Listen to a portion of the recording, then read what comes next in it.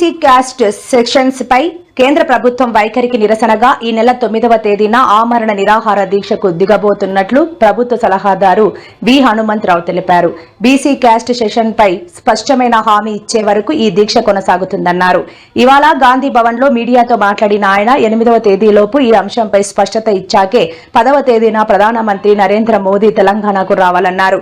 మోడీ హయాంలో రేట్లు పెరిగి అన్ని వర్గాలు ఇబ్బంది పడుతున్నాయని విమర్శించారు. దీనిపై స్పష్టత ఇచ్చిన తర్వాత తెలంగాణలో ఈ ఆలోచన ఉన్నదా లేదా?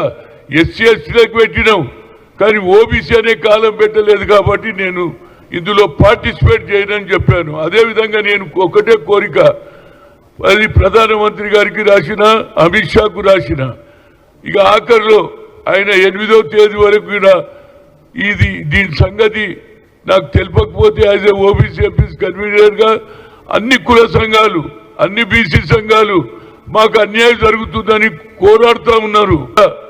ఈ బీసీ కుల సంఘాల తరఫుకెళ్ళి నేను ఇది జరిగే వరకు నేను ఆమరణ నిరాహార దీక్ష 9వ తేదీ నాడు చేస్తున్నా. 10 గంటలకు కూర్చుంటా. నరేంద్ర మోడీకి తెలియాలి. తెలంగాణలో రైతు సంక్షేమ